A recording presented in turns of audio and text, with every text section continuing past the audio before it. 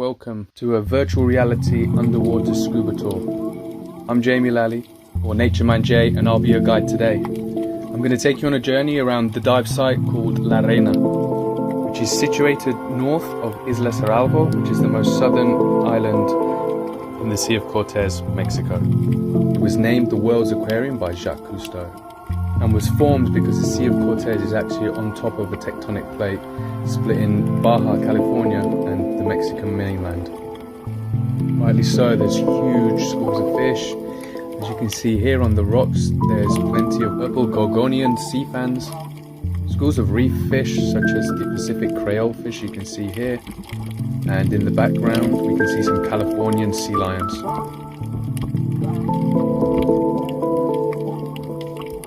Hopefully these guys will come a bit closer so we can have a better look.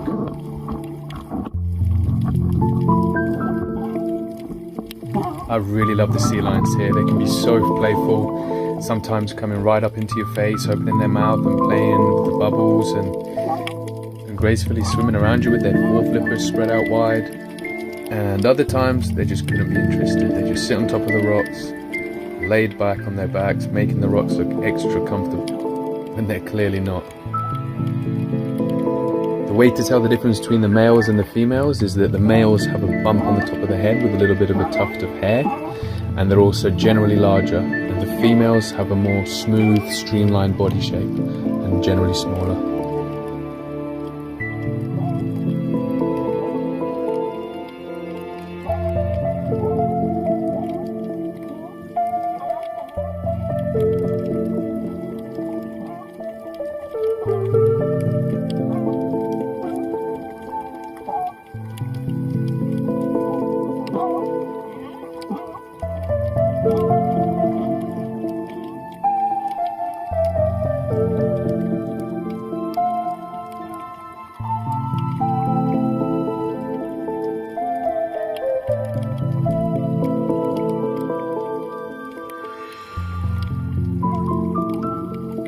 See more virtual reality tours and nature adventures, don't forget to subscribe.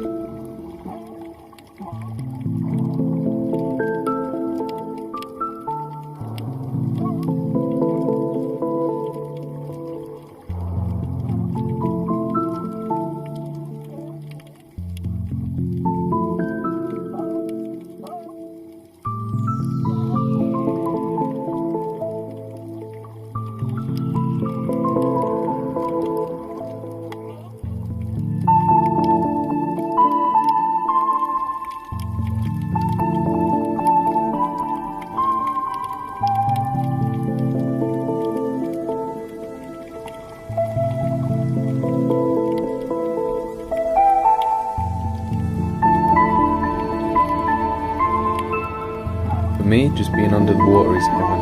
Just sat there, taking in the sounds, watching the surroundings, the small fish, seeing how they behave. It is beautiful, so relaxing. Have a look in lots of the cracks and the holes on the seabed as well. You can see lots of sea urchins, and you can find other reef fish and a lot of critters hiding around.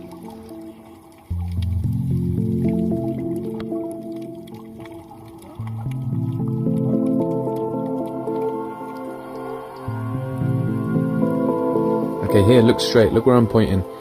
I actually saw a turtle over in the distance, and it's really difficult to see on camera.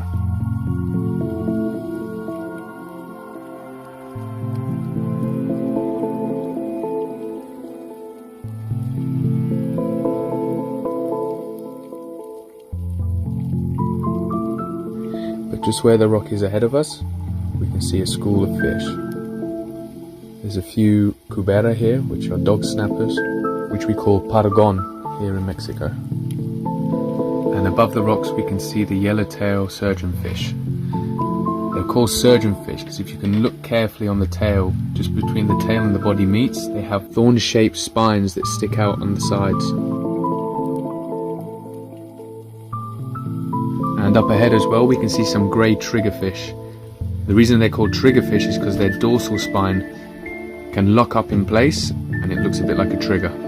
It's also a telltale sign to say if the triggerfish feels threatened or aggressive. Here we have the Panamic moray eel, which looks really scary, but in actual fact they're really placid animals.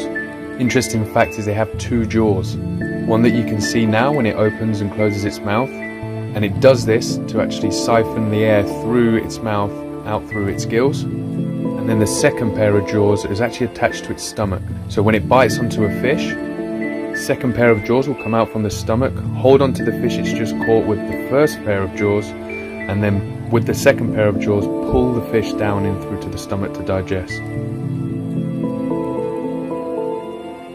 If you turn around and look at me now, I'll show you something that really upsets me every time we dive. I always find trash and plastic and rubbish all over the seabed. So we all really need to do our part, and if you see any trash, then pick it up and take it to the bin for when we get on the boat. Now if you turn back to the front again, you can see a golden grouper. I don't see many of these actually around here, so we're really lucky to see one on this dive. And if we keep following the golden grouper, we'll start to see some more wreath fish just a bit to the left.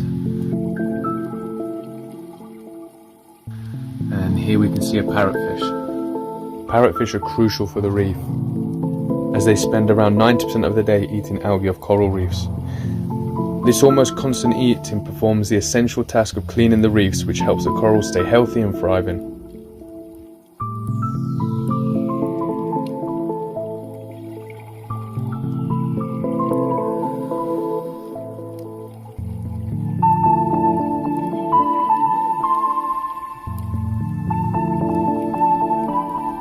Here we have a large porcupine fish.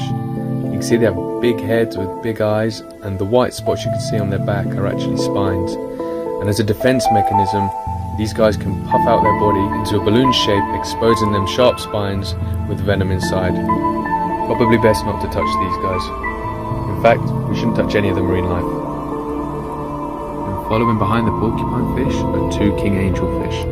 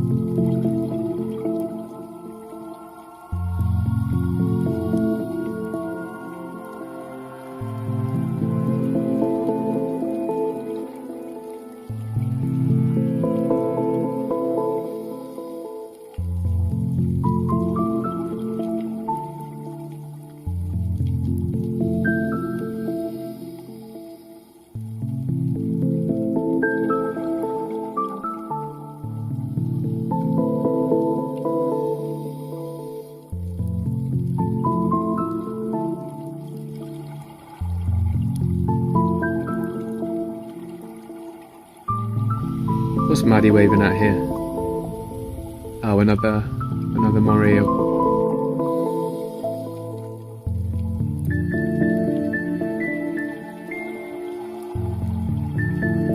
And here you can see Garrett doing the underwater hand signal for a triggerfish, which is similar to the action of pulling a trigger on a gun. The triggerfish here is hiding in the crevice with its dorsal spine erect, but it's really difficult to see with the camera in the shadows, so maybe you can pause it and have a search.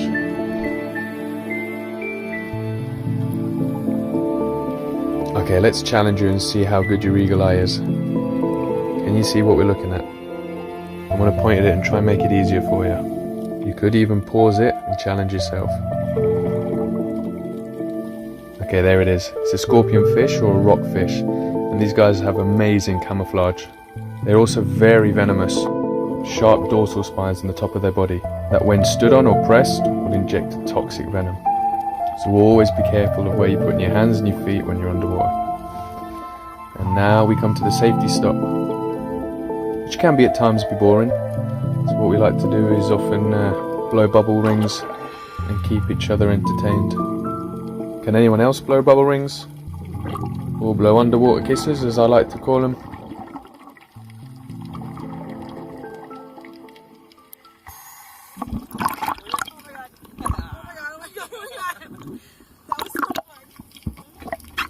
And that's it, that's the end of the dive.